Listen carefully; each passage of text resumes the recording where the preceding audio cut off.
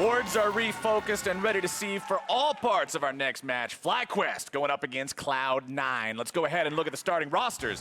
Selecting the blue side is FlyQuest with Flame in the top lane, Santorin in the jungle, Keane mid, WILDTURTLE bottom, JayJ support, and coach St. Vicious. And loading up on the red side, their opponents are going to be Cloud9. In the top lane, Licorice. In the jungle, Blaber.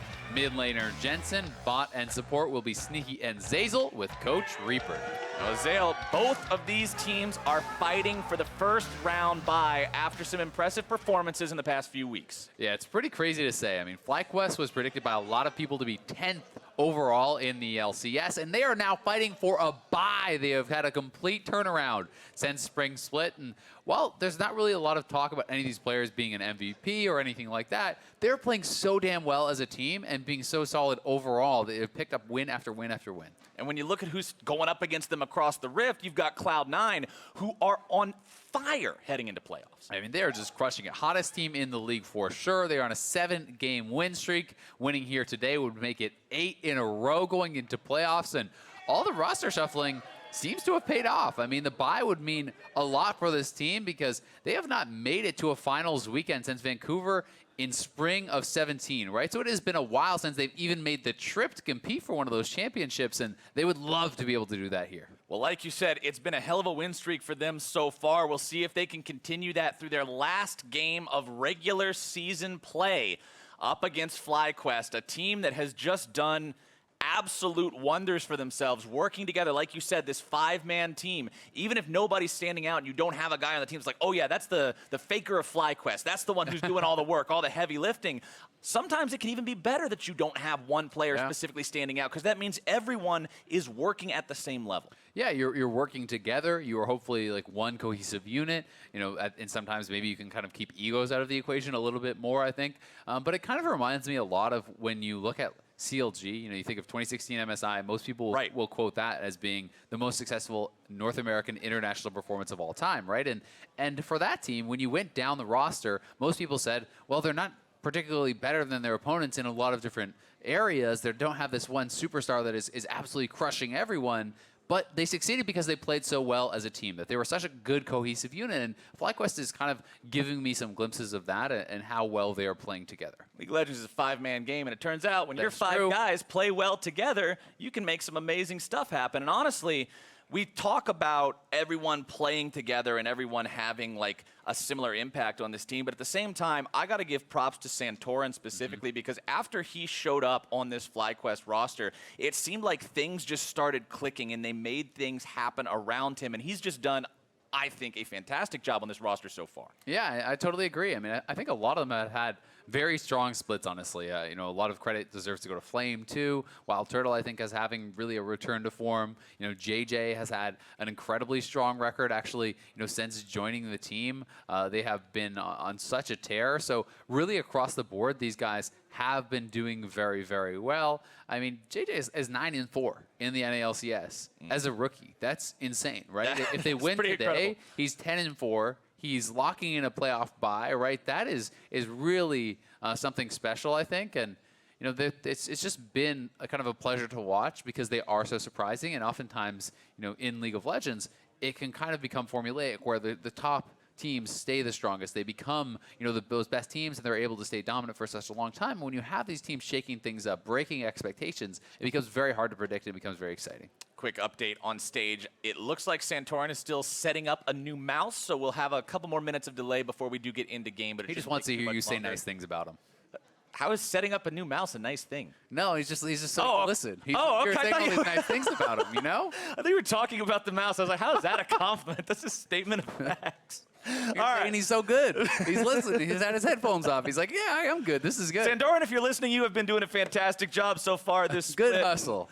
If we're talking about players that have been doing a fantastic job and doing it all split long, I want to look across the rift here again and also give props to Licorice, because this is the guy talking about the Cloud9 roster swaps and looking back at how this team went from hell to heaven at the start of this split and now making things have this insane win streak towards the end of the split. This is the guy who has just been the rock the entire time. The one player who has not been subbed out throughout Summer Split and has just been putting up some fantastic numbers, performances, whatever you want to call it, the entire time. Yeah, I mean, it's one of those things that he has been considered an MVP candidate, I think, for a lot of the split. And towards the end of the split, I think people are taking that more and more and more seriously, right? Because people were looking at Someday as perhaps this kind of untouchable top laner that he's clearly the best. 100 Thieves have been struggling a little bit more. Cloud9 is on such a tear. You know, that all kind of does lend credence to his case and makes people think even more about it. We also heard the guys on the desk mentioning Jensen as a potential MVP candidate. So certainly Cloud9 has been doing very, very well down the stretch. Let's not forget about Sneaky, too. Ever since Sneaky came back onto the main roster, everybody gets turned. Everybody gets an MVP trophy. We got MVP trophies all over. Everyone's an MVP. No one's an MVP, Flowers. All right, I guess it's no, you just added S to the end of it. Most valuable players. That's a participation trophy. No. Don't you bring your logic in here. This is no place for that. We're about to get hyped up. All I want is some crazy fandom. We got FlyQuest versus Cloud9. All right, let's we got go. We're into the draft. This is a playoff bye. The house is fixed. I want excitement. You can hear the crowd. Loud noises. They're out there doing math. They're cheering. All right, let's get into Champion Select. Let's see what these squads got. It's Kindred and Gangplank banned out by FlyQuest. Cloud9 taking the Aatrox and the Rumble off the table. The Aatrox Nocturne, constant bans 1 and 2 on red side. Not going through this time. We have seen so much of that so far this split, but we'll see if the Nocturne ban still comes through. Nope, it's FlyQuest who decide they want to take that one off the table. Yeah, and Flame has played 4 straight Rumble games, so they're saying, nope, we got to play something different today.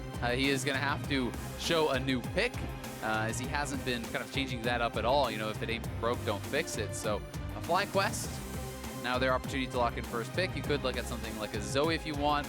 Kindred and Nocturne, as you said, both off the table, so you know, not really that big, obvious priority pick from those must bans. But Tahm Kench is the lock-in, and we've been seeing more and more of Tahm Kench. We've been seeing a lot of Tahm Kench Ashe versus Varus Braum and these sorts of matchups. And not only is he safe, but if you use his ultimate well, you can be proactive, you can get it on the map, you can affect side lanes, so really is a strong pick.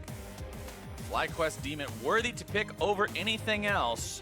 How do you respond here if you're Cloud9? Thinking about that Zilean that has done so well for them so far. Jensen has just done some fantastic stuff on this champ. Yeah, I think we could see either Zilean and a jungler or perhaps even Zilean and something like a Varus, and then you can go Varus Braum into that matchup. We've seen Varus plus Braum beating a lot of the Tahm Kench lanes, working pretty effectively there. All just depends really on kind of where they want to spend those picks. And early Jhin pick is somewhat surprising to me because that is not something I feel would be hotly contested. WILDTURTLE has no Jhin games this whole season. So to me, this just tells me that they want to hide some of their further in picks and maybe trying to kind of mix things up a little bit. We know Sneaky likes playing the Jhin as well, so maybe he can put on a stellar performance this time around as Santorin will lock in the Sejuani for the jungle. FlyQuest will also pick up the Ashe to go with that Tahm Kench, and it's just what you were talking about. This is the same bottom lane that we saw from Clutch Gaming in the previous game, where you have that global and semi-global capability.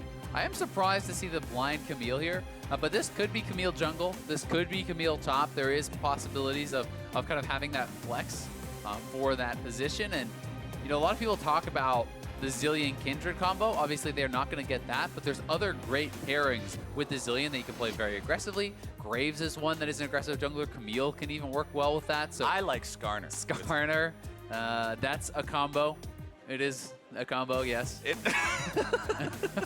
But the lack of other descriptors in front of combo leads me to believe you don't have the kind of faith that I hope you would have. There's lots of other descriptors I could have added in, but we're good friends. We're all right. We're going to leave those descriptors out of it for now, as Mundo and Gnar will be banned out by Cloud9 on the side of FlyQuest. It's just Olaf so far, and Mundo's one of those picks that can just get completely out of control. Like, how would Camille ever kill him after so much time? Gnar is a champion that sometimes you see Camille picked into to jump on the mini Gnar and actually put kill threat on him, but this is an interesting conversation that we were having earlier about how those matchups, when you have to play around could the jungler be there, sometimes that doesn't work out so well, and you just want to ban it away. Exactly. It's only really a winning match if you're playing aggressively. But this is also interesting because these are two champions that are good into tank, so it makes me feel like it is a jungle pick, and there it is. So they banned out 2 answers to tanks, and then they actually are going to be having this Camille as the jungler. The Ornn is the one going up top, so they kind of make FlyQuest waste one ban on the Olaf, and that was leading me to believe it, so it makes a lot of sense. GP is also banned away by FlyQuest in the first round, so AD Kennen going to be the answer here, I think, for Flame. We have not really seen it do well, I have to say, in the LCS. People have not really been able to make it pay off too well. There is the possibility of it being AP for more of the team fighting prowess, but then you're not going to really kind of have that dominance in the 1v1. And yeah, you're never going to kill an Ornn with AP Kennen. Unless you get way ahead. Mid lane locked in for FlyQuest. They decide to grab the Emperor of Shurima for Keane. This is interesting. I mean, they do have a powerful team fight. If you want to... This is Beard Soups. If you want to go for AP Kennen, you do have a very nasty team fight. I mean, Ashe and Azir provide a lot of scaling, a lot of team fight damage. And you have the Tahm, Kench, Sejuani as your front line, kind of trying to keep you safe as well. And then Kennen does provide a lot of threat onto these targets, right? Yes, there is that Ornn, but there's a lot of squishy members. There's 4 squishy members, so I think it is justifiable to think about going AP and looking for a team fight. Because I don't think that an AD Kennen is going to be... This is Zilean support, so they're doing some crazy stuff here. It's not just one bamboozle, it's 2 from Cloud9. They pick the Zilean and say, yeah, Jensen loves Zilean. They pick the Camille and be like, boy, Licorice has done some great stuff. Let's put him on a carry. Psych. Double psych. I think this is really smart, right? Because when Keane sees that it's supposed to be a Jensen Zilean, he's like, great, we're going to farm. I'm going to play as Azir and scale up and be a monster in team fights. And Jensen says, nope, that's going to be a LeBlanc. I'm taking Ignite. I'm going to kill you in lane. They do have, a bit of a weaker 2v2 in the bottom lane because of Zilean. Zilean is not really a lane-dominant support. It's something, though, that you can get through lane with against Tahm Kench, and then have a lot of utility, a lot of power in the later stages, in the mid-game, and in those team fights. So a really clever draft here from C9. A lot of mix-ups, a lot of kind of trickery going on. We'll see if FlyQuest, with their very standard composition, can kind of withstand the onslaught and really take over. Remember, this one is for a shortcut straight into the semifinals, that playoff bye. Team Liquid already secured themselves the first one of those, and you'll only get to have 2 of them total throughout a split. So these 2 teams would love to stand right next to Liquid, have that ticket towards the second round of the playoffs, and prove that they deserve it up against... I honestly love these types of matchups the most, Zeyzal, because this is the time, it's not like you have to beat somebody else to say, oh yeah, I deserve this spot more than you now. It's you versus me, one of us deserves the spot, and the head-to-head decides it. Yeah, I mean, you really can't ask for more. The bye, the last game of the split, coming down to these 2 teams facing off of against each other, and it's win or go home. Running out onto the rift, the line of scrimmage being drawn by both sides. Everybody just chilling out. Having a good time. This is going to be a really scary mid lane for Keane, because not only are you against an Ignite LeBlanc here, which has a lot of solo kill pressure, the gank potential from Camille early on is very, very big. If you get stunned into a chain or chained into a stun, you are going to die. So that is really, really scary for Keane. He's going to have to play very well around that, as Jensen has been a monster. Level 2 Camille gank is kind of like back when Jarvan was popular, the level 2 Jarvan gank meme, where it's just like, oh, go mid. Yep, Jarvan gets red, Jarvan goes somewhere else. You don't need anything else to gank with Jarvan because that's what you do.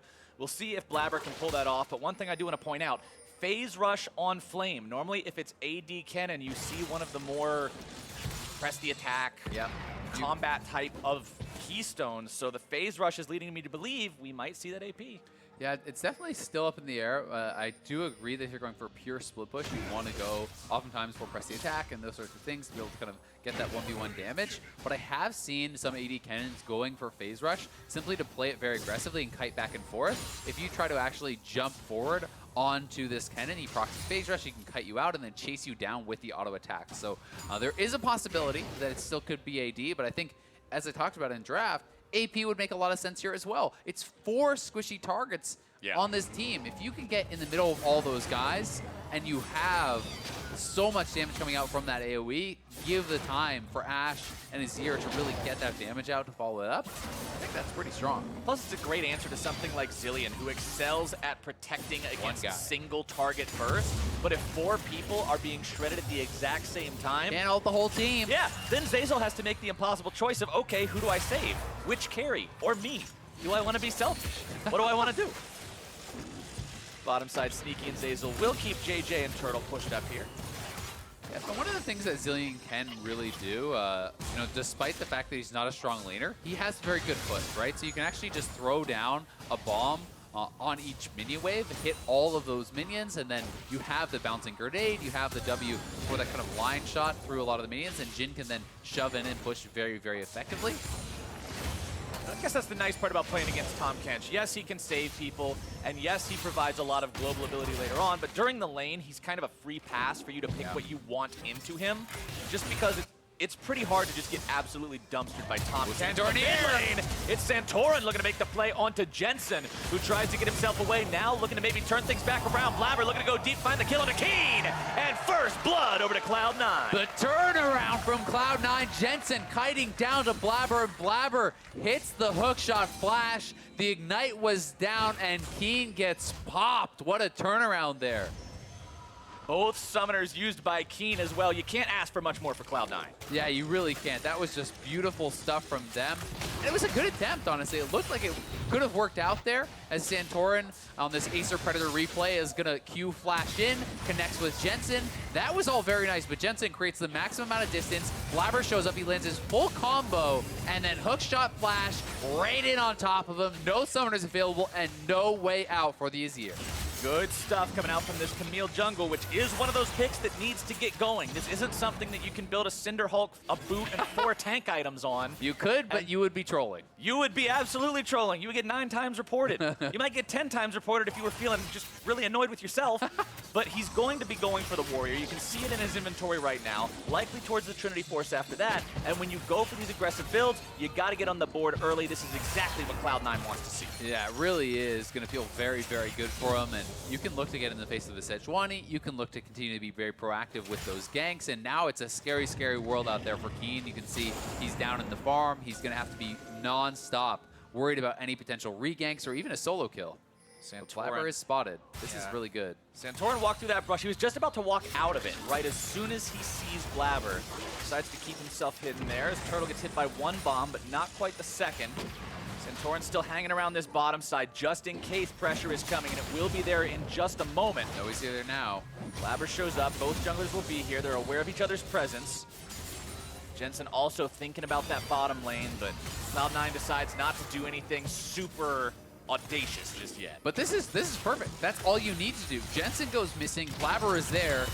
Well, WILDTURTLE, sorry, bud, you don't get the farm, right? You have to give up all of this CS. And look at the CS advantage. That is monumental this early on. 45 CS to 25.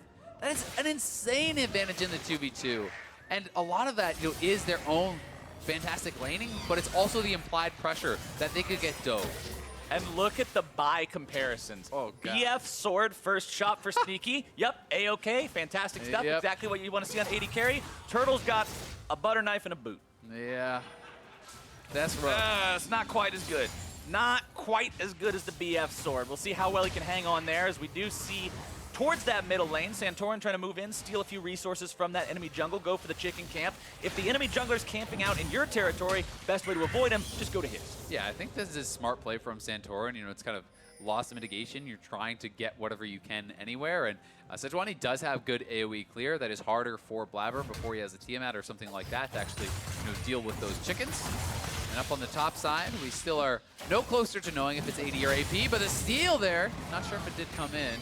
Looks like Blaber got it, but I'm not positive. Yeah, Blaber nicely got the done. smite down there. Crab control, most important thing when you're jungling in 2018. You got to control those scuttle crabs. Fight for the crabs, and Blaber's just going to continue the invade because he knows he is really strong right now. He's camping out and looking for a potential dive here even. Jensen is 6. They could try to go for this. They're pushing it in Sneaky, and they're going to look for a 4-man dive. 5-man dive. Has the range here. We'll see how well this goes through. Blaber tries to jump over the wall, maybe going after Santorin. Doesn't land the hook shot. Means they're not going to find anything with that one. FlyQuest does have to back up. Ooh, Cloud9, you're getting spicy. The whole goon squad showing up for Keane. Everyone coming through. But he does a good job. He backs off. He kind of anticipates it. Doesn't even have to blow a summoner.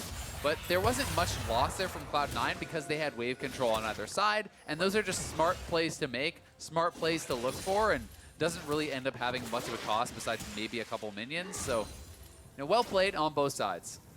Keane doesn't have the flash available still. Got to remember that one as Cloud9 does look to make those plays on him. It'll be about another 30 seconds before that's back up. Of course, you can say the same thing for Jensen, but he's got some tools with double distortions and passive clones to get himself out of trouble if he finds himself there.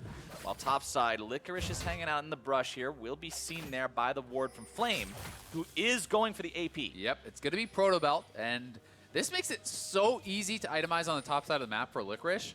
You basically expect to never die now. There's, all right, look at everyone who could come up to you. Oh, Tahm Kench is going to roam, magic damage. Sejuani's going to gank you, magic damage. Azir, magic damage. Kennen, magic damage. It's so easy to itemize. He'll rush an Abyssal. You could even go Abyssal into Adaptive, and you're essentially worry-free for a very long time. And that's going to put a lot of the onus on WILDTURTLE to be able to punch through this guy in a team fight. But it does make sense, I think, if you get to that 5v5. Oh, they're going in. Blaber decides it's time to make the dive, but Flame's able to outplay it. And Blaber's shot down by the turret. Good stuff from the FlyQuest top laner. Blaber just in way too early there, and Flame gets the outplay. You need Licorice tanking in that turret. You do not want to be that as that squishy warrior Camille. Flame turns it around, and he has the red buff now, so says thank you very much. We'll take control of the lane. Laning against Kennen isn't very fun. One of the few things that's less fun in the top lane than laning against Kennen is red buff Kennen. Yeah. Licorice has his work cut out for him there on the top side now, and FlyQuest have to be ecstatic about the way that one turned out. Cloud9, though, still about 1,000 gold ahead. Let's take another look at how this play went wrong. Yeah, here it is one more time. I like the idea, but he is flashing so far in. The hookshot did not land after that hookshot flash, so he hookshot flash, miss, ult in, and they're now going for a play here behind him. Bottom side, it's Sneaky, who's going to be taken down rather rapidly. Zeyzal decides to drop the ultimate, so we'll see if that's enough to save him. But Sneaky says, nope, I need these minions. I know I'm going to die anyway. Might as well do it with a pocket full of money. Turtle grabs the kill onto him, and that is his first for the game. Yeah, really good stuff from FlyQuest across the map. That is an ultimate you love to see from Tahm Kench. The aggressive play. Ashe arrow goes out as Tahm Kench is ulting in behind you with Santorin there, and despite the Zilean ultimate, there was really no way for Sneaky to get out of there, so I like that he holds on to the summoners. I like that he just tries to clear out that minion wave, and that is smart stuff, but good job from FlyQuest getting Turtle back into the game. So now he has the kill, now he gets to pick up some of those minions, and despite still being down a lot in farm, the gold won't be too different. And even though Sneaky died there, that farm has made it so when he died, went back to base, he did pick up the Stormrazor for himself, and this is Hail of Blades Jhin. So the Stormrazor plus Hail of Blades proc actually just gives him an asinine amount of damage. Yeah, it is 90 damage or something like that. It is very, very scary with all that bonus damage coming out. You can see Jensen, though, having a great time in the mid lane here against Keane. He is up heavily in farm. Bottom lane is up heavily in farm. Jungle is up in farm. So that is where C9's edges have kind of come from. Flame, the lone member who really is ahead, thanks to that kind of botch dive and a well-played turnaround from him. And he's going to be terrifying in a team fight. You know, you let him get to a quick completed item, they can look to force fights. Keane in some trouble here mid. He did have to go for the rush onto Mercury Treads as well, just for the extra magic resistance, CC duration, and just trying to avoid some of Jensen's ability to close the distance. Yeah, I mean, the magic resist, you can try to dodge some of those skill shots, but also you have to worry about the fact that chains can lock you up, and Camille coming can be locking you up there too. The root from Sneaky, there's so much CC, so I think the Merc Treads, while very defensive, is a pretty good option, and Jensen's just going to try to continue pressuring. This isn't the matchup Keane thought he would have. He thought he was going to farm it out against the Zilean. Instead, he is being heavily pressured here by Jensen on this LeBlanc. And I want to applaud Cloud9 for that as well, because I want to go back to what we were talking about in game number 1 with NA on red side messes up frequently because they don't take advantage of counterpick. They don't take advantage of the fact that you get to see the entire enemy composition before you make that choice of what's going to be your last champion. And Cloud9 doing the bait and switch on 2 different roles in this draft is exactly what I want to see. It really is. It's very, very clever drafting from Reaper here, so he definitely deserves a lot of credit. I think kind of outthought a lot of us here, including myself. Wasn't sure exactly where everything is going to go. I was bamboozled. You know, the flex picks were very nice. You know, I did kind of expect the Camille flex pick, but wasn't expecting the Zilean to then go support, as Jensen has shown it mid so many times. Santorin with a good dash over the wall there to keep himself safe, but that does mean yielding crab control Blaber will pick that one up for the side of Cloud9. No focus towards this Drake yet. We haven't really seen anybody looking to mess around with that Mountain being the first one that spawns. It's not that useful early on in the game. Bottom side, we'll see if Turtle and JayJ want to set up another kind of a play anytime soon. With those ultimates back available, they can always call for some help down here and see if they can make that work out. Santorin is hanging around as well, but with Blaber in the area, you've got to be careful on forcing what could be a 3v3 with your opponents having an extra life. Yeah, that is risky. C9 looking to set up here around mid lane. I'm not going to pull the trigger just yet, and we have to remember Santorin did get Rift Herald, so still has about half the time left on that. If you get a kill into the Rift, would be big for FlyQuest, because I think FlyQuest for the most part is going to be pretty happy just kind of farming right now. Their team fight is super, super strong. You know, if Azir scales up, it's easier to kind of execute and team fight on that Azir. You know, Ashe is going to have so much utility with that Crystal Arrow. So a lot of these guys are going to be pretty happy going into that 5v5 where, you know, for Blaber, the squishy Camille diving in, that can be tough. It can be tough for LeBlanc as well. One thing I'm noticing looking at this map right now, there are so many more Cloud9 wards than there are FlyQuest wards. You can see that vision being placed in the FlyQuest jungle. You saw some on my way pings there from Cloud9 towards the backside of the enemy red buff as they know it's about to spawn. Bombs. JayJ eating some damage from those bombs into the deadly flourish, rooting him up as well.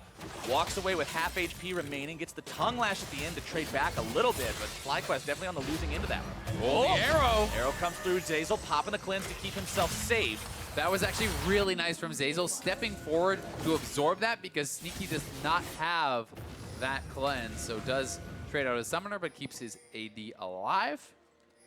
Blaber knows Santorin is here. Saw him place down that ward, his bottom side. The curtain call opens up. JayJ's going to soak the shots here at the start. Santorin wants to block the fourth one, takes, I think, negative damage as it hits the bone plating. Yeah, Sejuani passive as well. So strong on those initial shots. The missing HP damage not going to come into effect at all as he was sitting pretty. But again, it's another try, and they're looking for Keane now. Want to go after him, can't quite find the stun there from the hook shot. Wanted to see if maybe he could get a summoner or something at least. Keane calm, cool, and collected though. There you go. Let's see how well this works out as Santorin tries to make the ulti happen down in a sneak. You're looking to burst him down before Zeyzal's able to find the ulti. Won't be able to do it in time. JayJ's taking low. The bomb gonna come through on this one. JayJ needs to stay safe. As Sneaky will find the kill onto the FlyQuest support. Going to be kept alive for now. Santorin looking to find the damage. Does take him down. Now going to be underneath the turret flame. Looking to find a slicing maelstrom onto 3. Instead gets popped. A double kill over to Blaber. And Cloud9 gets so much on the bottom side of the map. Jensen, a huge difference maker as he roams down and just deletes Flame. Keane is left pushing mid lane, but Cloud9 are going to win very big off that. They're going to get the bottom lane turret, they're going to get the dragon, and they win 3 kills for 1 and open up a big gold lead. FlyQuest really wanted Sneaky there, and I mean, yeah, you got him, but at what cost? That was just a tragedy for them, and Cloud9 could really start to run away with this now. Let's take another look. The engage, you know, was looking pretty good, but unfortunately not able to actually catch that ultimate as Zeyzal did get out of there, and then Sneaky kind of getting back towards Zeyzal, and JayJ stays around at just too low. So Sneaky comes back up, he has his 4th shot, gets the kill, requires Santorin to flash in under the turret. Meanwhile, Blaber kills off Turtle. Flame looks for the ultimate, but look at that damage coming out of Jensen. As now you see him, now you don't. See, AP Kennen has this thing where he builds Zhonya's, and it's really effective because you can go into the fight and not die even though you're really squishy. But before that Zhonya's comes online, you get moments like that where... And he went the most aggressive build possible basically here. He went for double spell pen with the Oblivion Orb Stork boots. This is so much upfront damage. So if he really can get in the middle and the team is there supporting him at that same time, he's going to be doing so much. But in this case, they kite away, they make space, and he just got exploded. FlyQuest will strike back now, trying to take down their first turret of the game. Cloud9 already has 2, so this will be FlyQuest's first objective. That going their way puts a little bit more gold in their pockets, but it's still a 4,000 gold lead for Cloud9 as Zeyzal, and this is why this team is on a 7-game hot streak. This is why this team is the hottest team in the NALCS right now, because it's just started working and it never stopped. It really has, and they could look for another play here. Licorice has the ultimate. He's going to go for it. Sound the Ornn horn. Here comes the Ram, and there goes WILDTURTLE. JayJ's nearly taken down. The thick skin's only going to prolong the inevitable. A double kill for Jensen is another win for Cloud9. Jensen's distortion there was just picture perfect. He catches both Turtle and JayJ with the same distortion on the very edge of both sides there, getting 2 more kills. He is up a ton of farm. He is roaming everywhere, and Jensen is showing you how it is done from the mid lane. On this pick that caught FlyQuest by surprise, and he is making sure he gets the most of that element here today. This is what you want out of a red side game. You want that big counter pick. You want that play. Now watch the distortion here. It's a great engage from Licorice. The distortion catches both members on the very edge. Oh my god, Turtle just gets exploded. JayJ has no chance to get out as Jensen already had the chain locked in. And he is off to the races. This is a very, very strong LeBlanc. Keane's gonna go back to base, which means the turret is gonna get really low here. And C9 are just in full control.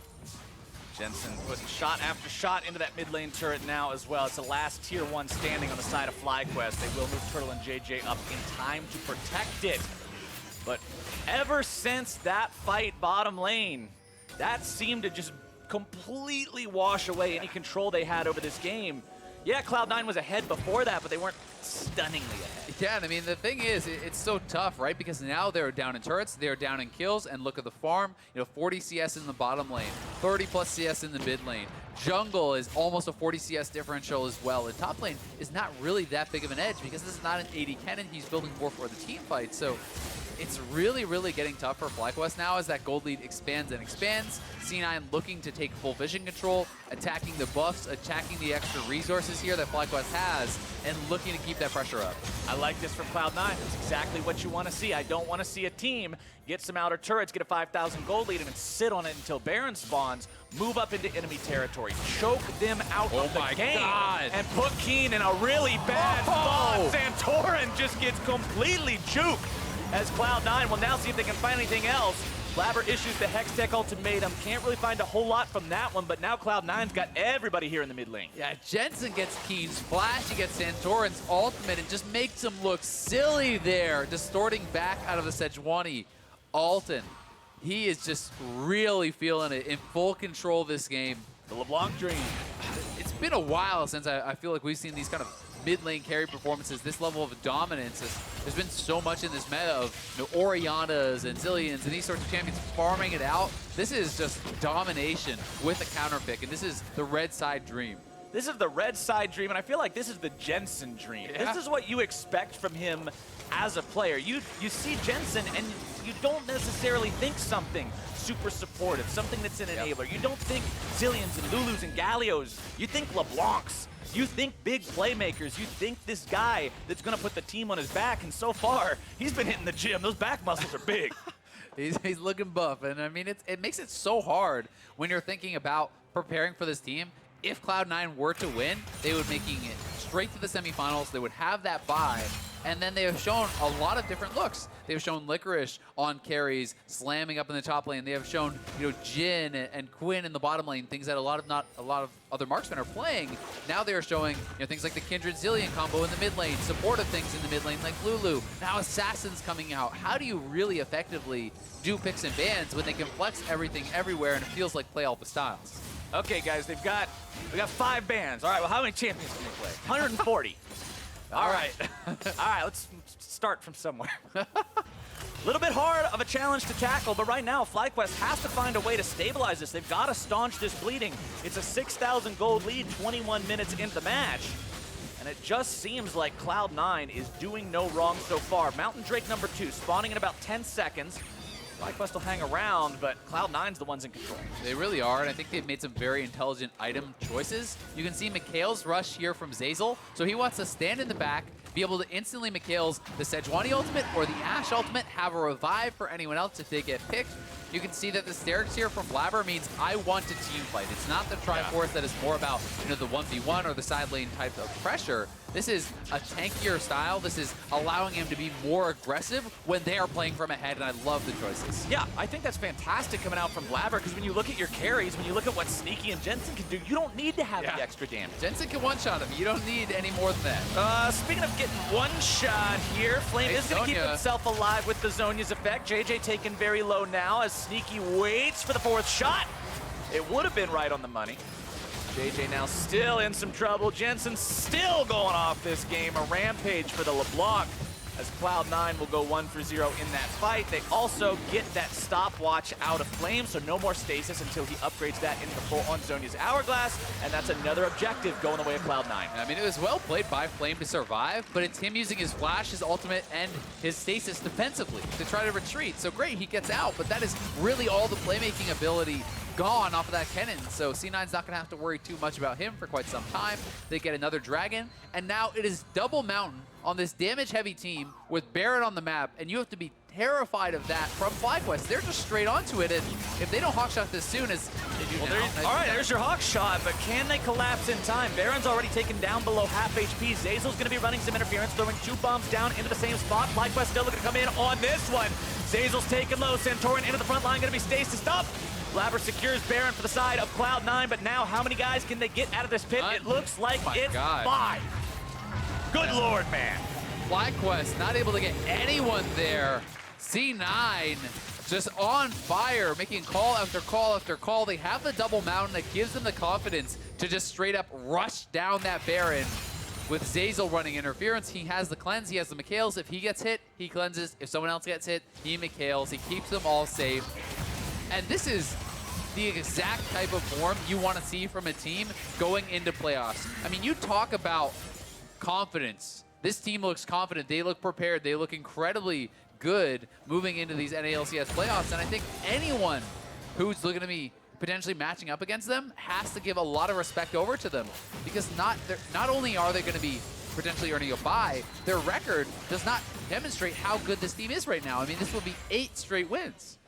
This is a team that looks like their biggest concern is the fact that they can't get any more wins next weekend because they'll be skipping quarterfinals to go straight to semifinals if they keep this pace up.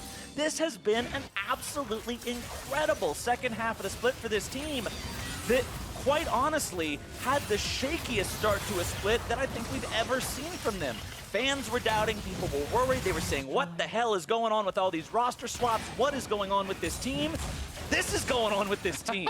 What a bounce back, what a winning streak, what a performance from Cloud9 as they now find themselves just shy of 10,000 gold ahead of the other team that they are tied for at second. Yeah, and I mean, FlyQuest, it's so early in the game, right? They're down almost 10K, and it's 24 minutes in. This is not a 10,000 gold lead at 40 or 50 minutes. This is an absurd advantage that Cloud9 has created for themselves, and it's going to be really hard for FlyQuest. For them to come back, it's all about playmaking. You need that big skirmish shuffle. You need that flank from Kennen who gets an ultimate on 5. You need that sort of miracle play. There is no way you win front to back, regardless of what your comp is, when you're this far behind this early.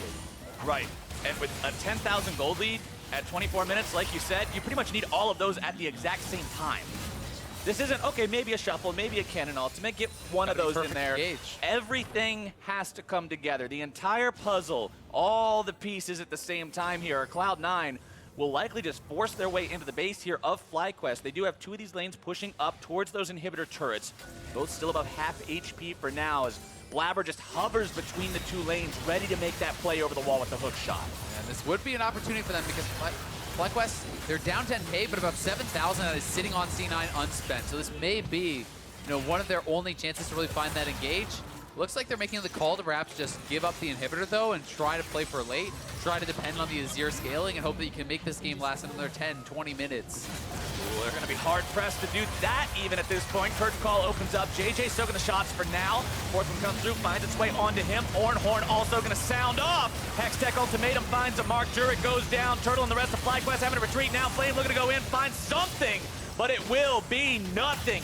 Zilean ultimate expended to make sure Blaber's able to walk away from that one. It will not even be procced, but Cloud9 still get inhibitor number 2. Yeah, both inhibitor turrets, both inhibitors down. They have a top wave pushing in as well, so Cloud9 could potentially even get another turret on the exit. Blaber, don't die to those wolves, bud. He's got the smite. He's got the smite. It's Don't all worry. under control. No shame death to the wolves just yet. Yeah. But they are going to back up. They are going to reset, and they are going to be so rich when they do it. Now, this is about 10,000 gold in their pockets for them to spend. So pretty insane buys going to be coming through here as the Cloud9 members recall. You can see the IE completed up there for Sneaky Redemption and for Zeyzal. So many power spikes. The Morellonomicon done for Jensen. You know, building towards a locket there for Licorice. So these guys are just so ridiculously strong. GA plus Sterix, that screams team fighting for Blaber. They're just too far ahead. 5,611 gold off of that Baron Ouch. play that Cloud9 made that FlyQuest could not do anything about. So many times we see the Baron dance. So many times we see teams struggle to make the call. Okay, go for it now. This is the right time. Cloud9 did it perfectly. They got huge results from it afterwards. And all that's left now is taking down this final lane. Yeah, it's going to be really tough here for FlyQuest. They're trying to hang on. They're trying to fight for that playoff bye. But it's looking very unlikely now as Cloud9 are closing in on that appearance. And this would be the first time they've made it to finals weekend since spring of 2017. It's been a while here for Cloud9. So they really want to get back to that stage. They want to be, you know, establishing themselves once again as a dominant organization in this new era with these new players. All these bright, shining stars kind of coming up. Zeyzal, Blaber, Licorice, young North American players who are looking so good, so promising on this Cloud9 kind of gives you hope for their future. Yeah, it goes back to what we were talking about. There were so many questions from the fans, from people all around saying, is this going to work out? Is this the right move? Should Cloud9 be swapping players around like this? And now that they've found this roster, that they've found Licorice and Blaber and Zeyzal working together like this, it just seems like the answer was yes. It took some time. It took some rough times. But now, those times have seemingly passed, and this squad is just dismantling FlyQuest. Underneath the turret they go. Blaber gives him the uppercut kick, and with Turtle out of the picture, Cloud9 will likely close it out here and now. We'll see how patiently they want to go about doing that. They will turn their attention up towards the third and final inhibitor turret, take that one down. Licorice will just frontline against those Shuriman soldiers as that top lane inhibitor goes bye-bye, and we'll see the pressure now turn over to the next. Nice! 3-man stun! The damage comes through, the shuffle is nothing, and the damage onto Santorin is enough to kill him on the steps to the fountain. Cloud9, what an incredible showing here up against FlyQuest. They'll take the Nexus, they'll take the bye, and they are taking the LCS by storm. What a game there from Cloud9. Just absolute dominance from them across the map. Jensen putting on an absolute clinic here on the LeBlanc. 6-0-3, dominant in lane, making the roams happen, taking over in team fights. And this is a team that looks like they are of the caliber that could win a championship. They can challenge for that title and really look to put another banner up there. And it's been a long time for Cloud9. It's been a long time coming for those fans who have supported this team and are looking for that level of success. This looks like a team that you want to avoid going into playoffs. We always talk about getting to playoffs. That's the topic of conversation right now, but once you're there, you've still got to win. And Cloud9 is looking like a team to beat if you want to have any sort of a chance, because how do you beat someone that's now won 8 times in a row? How do you beat this team that shows the ability to use a 7-man roster, swap people out, find success with it time and time again? I just cannot stop applauding how amazing the turnaround for this team has been in the second half of this. And the drafting was fantastic today. So many clever swaps, them being able to kind of flex those picks around the map. Camille moving to jungle. You have the Zilean moving to support for the counter pick there for Jensen on LeBlanc. A lot of very intelligent drafting, a lot of clever choices, good itemization. Really everything is is looking very, very good for Cloud9, but you still have to give a tip of the hat to FlyQuest. They've had a very strong season. They are locked into playoffs. They did not get their bye, but the improvements for FlyQuest have come in leaps and bounds, and that's something they could be very proud of. And again, this is a team, like you mentioned earlier, that a lot of people predicted to be at the bottom of the standings coming into this split. And the fact that they were fighting for a bye, even if you don't win that fight, One game away. The fact that you were in the ring for that fight, still incredibly impressive. But now for more on the Cloud9 win, let's go ahead and hand things off to the analyst desk. Thank you very much, gentlemen. Cloud9 from 3-7 to 11-7, an 8-game winning streak to close out the split, and they snag that playoff bye. So impressive. Second place in the regular split. And I'm just excited for like what that means for the rest of the league. Because, What does that mean for the rest of the league? Well, for one, I feel like you actually do have your first and second place best teams in the league with the buys. And that's something that, you know, based off the recent streak we would have said. And I think every team is now happy that C9 has the bye because that means they don't bump into them in quarters. So it's a weird thing where I think everyone is actually happy about this. I agree. And because you look at the way they're winning as well, that was a tank performance from a guy who's been a GP or a Fiora player earlier on in the split. The Camille jungle, the Zilean support now. Right, so now we got a flex pick on the Zilean. Let's take a look at this draft put together by Reaper. Yeah, the tank pick you're talking about is really funny because in Academy, his first split, Licorice spammed Maokai when he was broken, and they played through their jungle in mid a lot, and we were all saying, oh, he's a tank player. And then their coaching staff talked to us, and they're like, we're pretty sure he's a carry player, actually. We just stick him on tank. And now, a year and a half later, here we are like, oh my God, he's playing a tank. And now he's a well-rounded player. Yeah, now he's just a fantastic player, and I think everything else they did in the draft was really smart as well. You heard the casters talking about actually using red side to flex and get counter picks, which then got them big CS leads. You know, we had seen a Zilean support prior in the LCS, and we had some concerns around the pairing of ADC and the lanes that it was being played into. This time around, though, a much more effective pick in that 2v2. This felt like a very good lane matchup in actually all of their lanes because of the way they utilize the flex picks. Right. But having the Zilean to speed up the Jhin, who has very clear windows of power where he will win trades in those windows, is great, especially when the other team doesn't have the best ways to avoid it. Sure, Tahm Kench could just eat Ashe, but then if you're charging at the right moment, you're denying cannon minions, you're getting wave priority. It's a really good dual lane in that situation. Specifically, if you have your fourth shot and your Q up, you get sped up and the Ashe doesn't want to take that. You're going to trade. outtrade that Ashe every exactly. single time, and she's much less mobile than, say, an Ezreal is. We are going to hear from some of the C9 players in just a moment. Before we do, let's take a look at some replays. This one down in the bot lane, 4-for-1 in favor of Cloud9. And the game was still a little close at this point, though C9 did have a pretty good lead, but this was kind of the play that broke the game open. FlyQuest, good try, trying to find a pickoff, but Sneaky is able to stay alive long enough with the help of Zeyzal that it forces the commitment out of the rest of FlyQuest to get that cleanup kill, and then everyone else just gets exploded. Instantly. It's a 4-for-1. Yeah, and that was, I thought Zeyzal Zilean had a lot of control in these games. Bringing cleanse on the Zilean, sometimes he was stepping in front of Ashe arrows, cleansing. Timing his ultimate is much more, is very difficult on the support Zilean compared to the mage Zilean, where you're really kind of ultimate speed and your bombs are very much utility focused. But there's a reason not many people play it, even though it looks so good in these instances, because it's really, really hard. Now, that was one of the skirmishes where Cloud9 as a team really did build their lead. Having a 4-for-1 kind of started that snowball. But I want to take a look at a couple instances or more micro interactions here. In particular, we're looking at Blaber. Yeah. Pay attention to Blaber and think about what communication could be like in order to make these decisions. This one you could say, okay, maybe get him, but like Jensen ignites, and then Blaber closes about half the map, seemingly, to get that first blood. That's one. But this is the one that jumped out to me, even though it didn't necessarily get the biggest results. Like, Blaber is just kind of merrily on the Drake, and the instant Licorice sees Flame, Blaber flash ults. And to me, that's not a communication thing, that's an instinct thing. And I feel like Blaber, I'd love to get some Cloud9 like confirmation on this. I feel like he just kind of does whatever he feels like. Looking at you guys across the studio on the couches, we're going to hear from you in a moment. And the rest of Cloud9 follows, because these things I feel like are actually too fast to be communicated, and he's just doing it off of instinct. And getting players with the same play style that can work off each other is very important for that reason, because if you're playing off instinct, you can't have guys who want to like min-max every decision, because you have to take the risks that come with that play style. Like, you could be jumping on top of people and have more people in that brush. There could be 4 people there, right? But they're just, he's just going to do it. Even in that first clip, one of two good things happened. Either Jensen and Blaber did communicate in that moment that, hey, with my ignite and the poke, I can now flash in and secure the kill. Or they're just two aggressive players who have the instincts to know that we do have the damage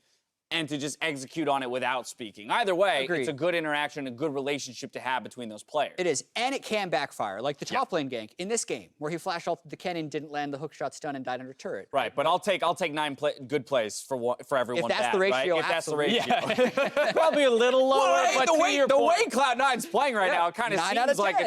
it's 9 good to 1 bad. We spent this whole segment talking about Cloud9. We can't forget that FlyQuest is still very much in the running for for playoffs or in that playoff picture already. And they will find themselves in a tiebreak tomorrow to determine seeding. With that, though, we're going to hear from Avli, who's standing by with both Sneaky and Jensen. Thanks, guys. I am here with both Sneaky and Jensen. Guys, congratulations on the win. But Jensen, first thing, Jad asked it, you can't ignore him. When Blaber went ahead and flashed in and you guys were working together, was it instinct? Was it coordination or what? Wait, are you talking about the first gank? I believe the first gank was... Yes! First gank.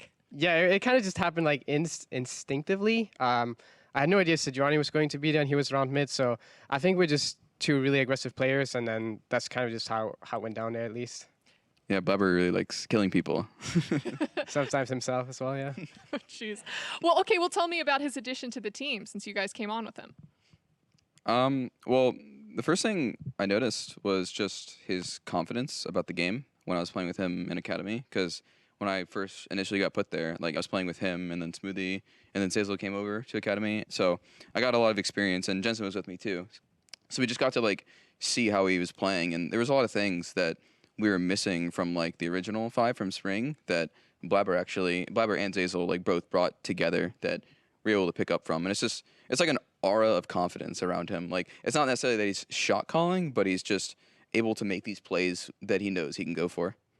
Yeah, I think the biggest thing about Blaber is he's just a really aggressive player, and I think that was kind of what we lacked in the past. Like, we were kind of like scared, always trying to play it as safe as possible, but Blaber, he's like the kind of player that whenever he sees a chance, he's just going to go in for it. And I'd like to touch a little bit on your guys' time in Academy, because you guys were basically brought in mid-split to kind of save the team with the playoff run. Starting with basically from the time that you guys were benched and moving all the way into securing second seed today, what was the entire experience like for you, Sneaky? I mean, it's for sure really odd for me, I guess, initially, because I'd never been benched before. And it was definitely like a wake-up call for me and Jensen, I'd say. Like, we're able to look really hard for the things that we were lacking in Academy, and that the whole team, like the whole 10 players, were able to just improve a lot by making the switch. So, yeah, it was just a lot of building synergy between players as well. Like, no matter who the player was, like, we were able to understand the game better. Yeah, I mean, I kind of just agree with Sneaky. Like, it was just sort of like a wake-up call, and then we were kind of told like the stuff we had to improve on, and then I think we just kind of took it from there and tried to do the best we possibly could. And you guys have found what basically looks like a magical combination of players. So besides Blaber, what is really the true strength of this roster?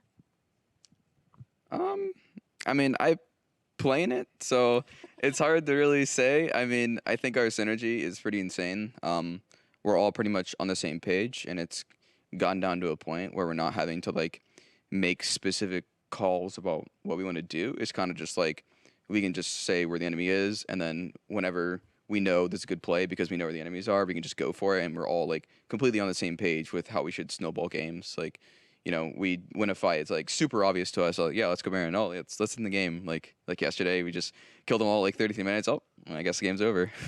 And yesterday I spoke with Rebird, who basically said that this split he had to rethink his entire coaching style and change it. So Jensen, what's it been like working with him? It's been good. I think this split has definitely been different from all the other splits, because I think even in the other splits we've had like really good starts to the season, but then we'd always like fall short towards the end. And I think this split we really made sure that we had all the basics on point, so there wouldn't really be any like scenarios where it's like, well, I had no idea how to play the game here. So I think we're just all on the same page, and we all know how to play our roles, like, I wouldn't say perfectly, but pretty well now. So with this game, you guys did secure that first round bye as well as an extra week of practice. So how important is that to you? Oh, well, actually, I started off with an extra week of practice before I actually came on to the LCS to split. So it's definitely really helpful. You can just figure out what's the best. There's going to be a new patch for playoffs. There's not that many changes, but there's some like nerfs to the damage runes, and we can just figure out a bunch of stuff, and then a little bit of scouting of our opponents playing in the first round. And Jensen, how are you going to use the week? I'm just gonna try to relax as much as possible. And just yeah. Now, you bring up relaxation, and I say this question a little half-jokingly, but I've noticed that a lot of LCS players, your team included, has been going hard on WoW. Do you think that at all this will affect playoff performance? I think that's why we're playing better. Dash yelled, what's your item level? I think it's like 330-ish right now. Great. Wow. Well, guys, best of luck to you and congratulations again. For everyone else, we've got Game 5 just around the corner. It's TSM looking to take down Team Liquid, and you won't want to miss it. Santorin looking to make the play onto Jensen, who tries to get himself away now, looking to maybe turn things back around. Blaber looking to go deep, find the kill on a Keane. Whoa, they're going Go! Blaber decides it's time to make the dive, but Flame's able to outplay it. I'm there soon, I'm here soon, I'm way faster. I have speed up on Look at Kennen, look at Kennen. I'm way faster, I look Kennen. Yeah, I'm on set, I'm on set. Sejuani to fire. Nice. Sound the Ornn horn. Here comes the Ram, and there goes WILDTURTLE. JayJ's nearly taken down. The thick skin's only going to prolong the inevitable. I'm looking at Jhin, Ashe actually. I'm on Ashe. Ashe is dead, Ashe is dead. Cloud9, what an incredible showing here up against FlyQuest. They'll take the Nexus, they'll take the bye, and they are taking the LCS by storm.